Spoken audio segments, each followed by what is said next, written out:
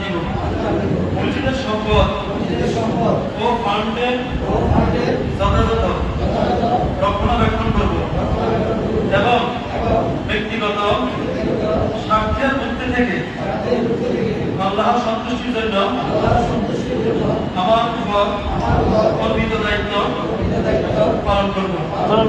আল্লাহ আমাকে তৌফিক দান করুন। আমিন। সবাইকে অসংখ্য ধন্যবাদ।